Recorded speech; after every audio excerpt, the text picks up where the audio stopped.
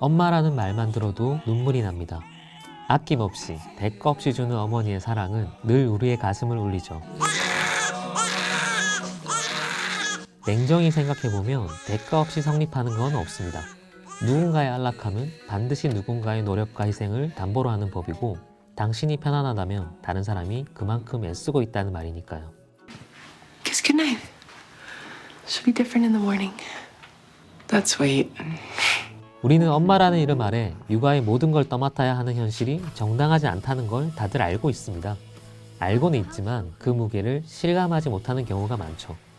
영화 툴리는 그 지난한 과정을 굳이 하나씩 자세히 보여줌으로써 이야기가 소모해온 모성신화를 해체시키고 관객을 문제의 한가운데로 동참시킵니다. 동시에 가족이라는 공동체로 상황을 봉합하는 것도 잊지 않는 따뜻한 영화입니다. 감독인 제이스 라이트만의 성향이 드러나는 부분이죠. Why are you so nice to me? Admit it, you've thought about it. 오늘 무비썸에서 다룰 영화 제이슨 라이트만 감독의 툴리입니다.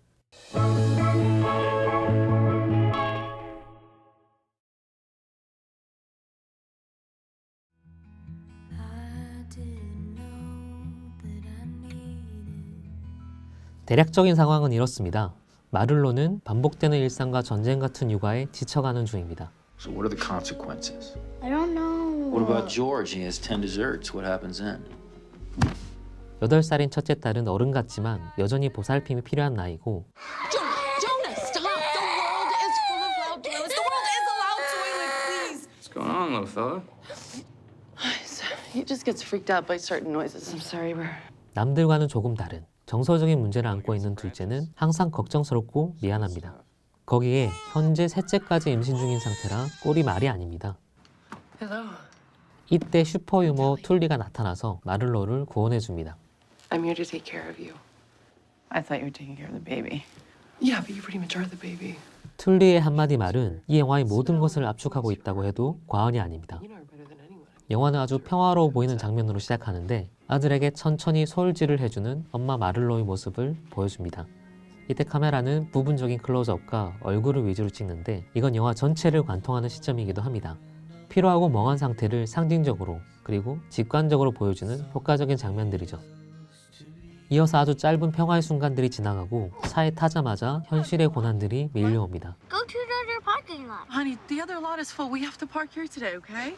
정서적으로 예민한 아들은 주차장에 자리가 싫다면서 고함을 지르고, 마를로는 익숙한 듯 피곤한 얼굴로 대받아치며 함께 고함을 지릅니다.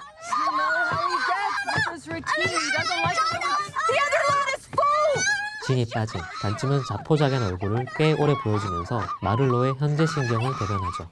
바로 이어서 롱쇼트로 주차장 한가운데 덩그러니 멈춰버린 차를 꽤 오래 비춰줍니다. 아무것도 할 수 없어서 도중에 멈춰버린 차. 이 장면은 마를로가 처한 현재 상황을 상징적으로 드러낸다고 할 수 있습니다. 영화는 이런 상황들을 대략 두 가지 특징적인 연출을 통해서 묘사합니다. 하나는 얼굴이나 신체 부분을 클로즈업한 카메라, 두 번째는 빠른 몽타주입니다.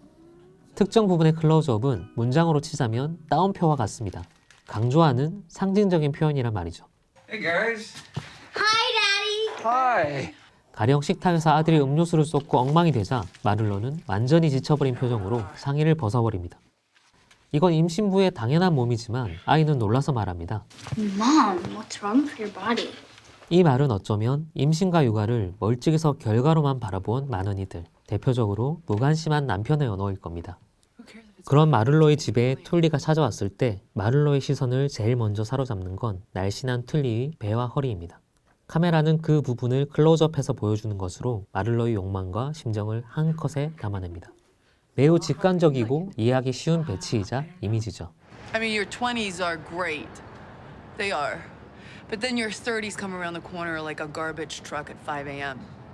이런 클로즈업들이 가능하려면 배우의 연기가 뒷받침되어야 합니다. 그런 의미에서 샤를리즈 테론은 헐리우드 최고의 메소드 배우 중 한 명답게 완벽하고 사실적으로 육아에 지친 엄마의 모습을 보여줍니다. Everything about being, oh my God. Everything about being a parent is amazing. 실제로 22kg 이상 살을 찌웠다는 건 이제 그녀의 커리어에서는 놀랍지도 않습니다. 매드맥스의 퓨리오사와 헌츠맨의 이불킨, 몬스터의 연쇄살인마를 동시에 해내는 배우인걸요. 제이슨 라이트만 감독의 표현을 빌리자면 샤를리즈 테론이 연기하면 영화는 실제 삶이 된다. 그녀는 절대 관객과 타협하지 않는다 라고 할 수 있죠. 두 번째는 빠른 몽타주 편집입니다.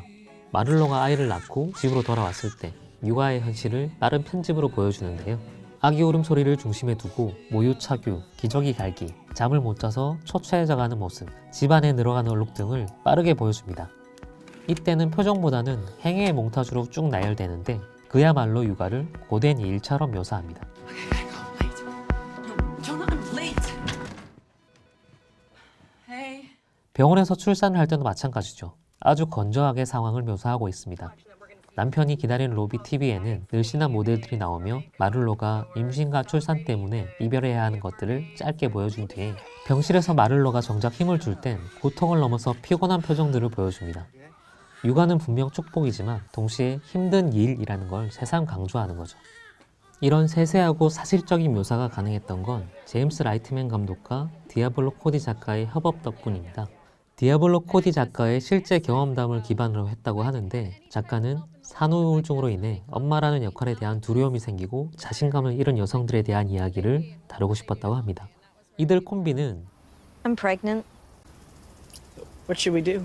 10대 미혼모 이야기를 담았던 준호, 이혼한 젊은 여성이 다시 과거의 영광을 꿈꾸는 영 어덜트에서 이미 여성과 육아에 대한 이야기를 다룬 바 있습니다. 준호가 신체적인 변화, 그리고 영 어덜트가 과거를 꿈꾸는 심리적인 변화에 집중했다면 툴리는 엄마의 역할과 삶의 밸런스라는 전반적인 상황과 이를 유발하는 시스템의 문제를 좀 더 거시적으로 짚어냅니다. Oh my god. Are you shocked that I can roast the chicken? 동시에 무엇이 가족을 가족답게 하는가에 대한 영화라고 할 수도 있겠네요.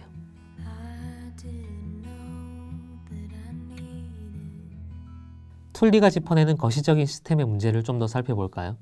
마를로는 You can't just outsource your entire life. 라며 야간 유머를 탐탁치 않아 합니다. 후에 왜 마를로가 그걸 싫어하는지에 대해서 짧게 나옵니다. I don't want my kids to grow up like I did. I had 3 stepmothers. It was great. Okay. 그게 가장 중요한 이유겠지만 사실 또 하나의 이유가 더 있습니다. 바로 경제적인 문제입니다. 비록 오빠가 출산 선물로 비용을 내준다곤 하지만 그것도 달갑진 않죠. And they take care of the baby at night so mom and dad can get some sleep. It's no big deal. What? Does she breastfeed?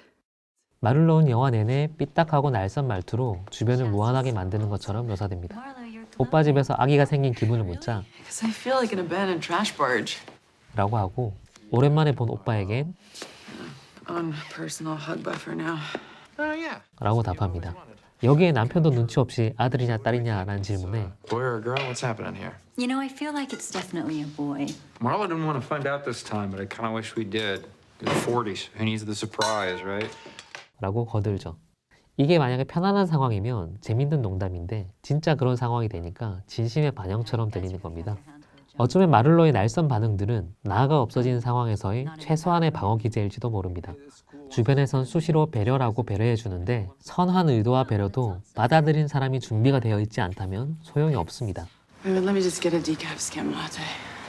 You know there are trace amounts of caffeine even in decaf, right? You still want it? Yeah. 이게 이 영화의 중요한 포인트 중 하나입니다. 요컨대 마음만큼 중요한 건 물리적인 환경이라는 걸 우회적으로 그리고 반복해서 드러냅니다. 좁게는 엄마라는 역할에 충실하다 보니 자신을 잊어버리고 살 수밖에 없는 마를로의 현재에 대한 이야기처럼 보이고 넓게는 가족, 정확히 남편의 무관심에 독박 육아로 망가져가는 한 여성의 심리를 통해서 고정된 성 역할로 인한 부당함을 지적하는 것처럼 보이기도 합니다. 하지만 이 모든 사태의 대전제는 마를로가 그다지 부유하지 않다는 데 있습니다. 똑같이 육아를 하고 있는 오빠의 집은 매우 윤택하고 여유로워 보이거든요. 그게 가능한 건 오빠가 경제적으로 마를로보다 훨씬 여유가 있기 때문입니다. 최소한의 물질적인 조건이 갖춰진 다음에야 배려든 심리든 그 다음 이야기를 할 수 있는 거죠. 그런 점에서 영화는 반복적으로 가난의 고착화 혹은 가난의 기회비용에 대한 상황들을 보여줍니다. 가령 학교에서는 둘째 아들 조나에게 종일 교사를 붙이길 권하지만 마를로의 형편에 그게 불가능합니다. That's a teacher that's there just for him, who shadows him during the day and gives him all the extra support he requires. 마를로 입장에선 그저 속편한 소리처럼 들리는 거죠. I'm paying for AIDS. 그래서 이후 조나의 재적을 권고한 선생님이 조나를 독특하다고 말하는 걸 듣고 그냥 솔직하게 전응하라고 말하라고 화를 냅니다. 이때 선생님은 말합니다. We don't hate you. We don't hate your kid. It's just not the right fit. 이건 매우 친절한 것처럼 들리지만 한편으로 무서운 말입니다. 경제력에 의한 계급차를 우회적으로 드러내는 셈이죠. 가난해도 비용이 듭니다. 가난하기 때문에 부모를 들이는 게 힘들고 가난하기 때문에 자기관리나 출산 후의 다이어트는 꿈도 못 꿉니다. 마를로에게 주어진 유일한 휴식이라곤 지친 몸으로 감자칩을 먹거나 아이들에게 냉동 피자를 해주는 것 정도죠. 그렇게 가난에는 이자가 붙습니다.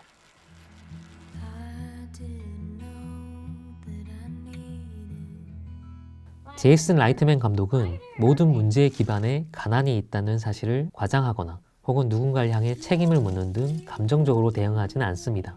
그저 마를로의 힘겨운 상황을 담담히 보여줄 뿐이죠. You can't fix the parts without treating the whole. Yeah, no one's treated my hole in a really long time. 우리는 극정으로 과장되지 않는 이 상황을 지켜보면서 마치 내 주변의 이야기인 양 느끼게 됩니다. 제이슨 라이트맨은 소소한 드라마에서 공감을 자아내는 법을 잘 아는 감독입니다. 조지 클루니가 주연했던 인디에어에서는 정착한 삶을 살지 못하고 떠돌아다니면서 오히려 안정감을 느끼는 남자에 대한 이야기를 다뤘고, 최근작 맨, 우먼 앤 칠드런에서는 SNS 세대의 소통과 거짓말에 대한 독특한 접근을 해나갔습니다.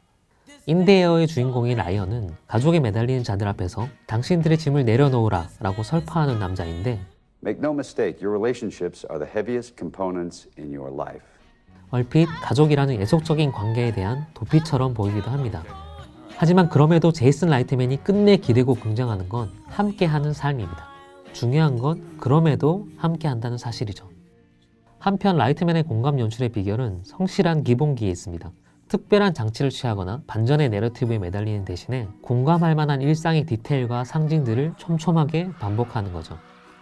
영화 툴리에서 반복되는 모티브를 대표적으로 예를 든다면 인어가 있습니다. 건조하다 싶을 정도로 일상을 따라가는 이 영화에서 인어의 이미지는 마를로의 꿈등의 형태로 사이사이 꾸준히 반복되죠. 그건 스스로 바라는 것 없이 텅 비어 있다던 마를로가 이상적으로 생각하는 이미지이기도 한데요. 일상 속에 사파처럼 끼어든 한편의 동화의 역할을 해냅니다. 어떤 방향으로든 읽을 수 있는 상징적이고 은유적인 동화죠. 또 하나, 아들을 문지르는 소를 예로 들 수도 있겠네요. 이건 유튜브에서 배운 심리치료 기법 중 하나입니다. I can't afford the therapist anymore, so I just watched these YouTube videos and figured out how to do it. That's called Will Barger's brush protocol. 여기서도 경제계층의 벽이 상징적으로 드러나긴 하지만 중요한 건 마지막 엔딩에 이르러 아들과 주고받는 대화에 있습니다. 엄마 이거 진짜 도움이 돼? 솔직히 나도 모르겠어. 이거 하는 게 좋아? I like being by you. I like being by you too. And it feels nice, I guess. I love you. I love you too. 여기서 솔은 이를테면 마를로를 도와주러 왔던 툴리를 상징한다고 볼 수 있습니다. 예행 단계에서 필요했던 일종의 도구죠. 이제 마를로 가족은 그 힘을 빌리지 않고 직접 스킨십을 할 수 있는 단계에 접어든 셈입니다. 매우 설명적이고 매우 정확한 장면들이기에 한편으로는 심심하다라고 할 수도 있지만 제이슨 라이트맨의 톤과 드라마에서는 이런 친절함이 과히 나쁘게 느껴지지 않습니다. 적당한 정도의 따스함과 교훈, 깨달음을 준다고 할까요? 모든 영화가 상처의 심연을 헤집고 깊은 곳까지 자맥질에 내려가길 강요한다면 아마 숨막힐 겁니다. 제이슨 라이트맨은 슈퍼유머 툴리처럼 관객의 마음을 잘 알고 길을 이끄는 영리한 감독입니다. 때론 이렇게 적당한 거리에서 삶에 필요한 것들을 친절하게 하나씩 짚어주는 게 마음을 녹이곤 합니다. Why do you wear makeup now? I guess I just want to look nice sometimes. Why? You don't like it? I like it. You just look different. 다시 한번 툴리의 대사를 빌리겠습니다. 삶도 심심하고 결혼도 심심하고 집도 심심하지만 별탈 없이 성장해서 아이들을 안정적으로 잘 키우는 일, 그게 대단한 겁니다. You're convinced that you're this failure, but you actually made your biggest dream come true. 오늘 썸 타본 영화 툴리였습니다.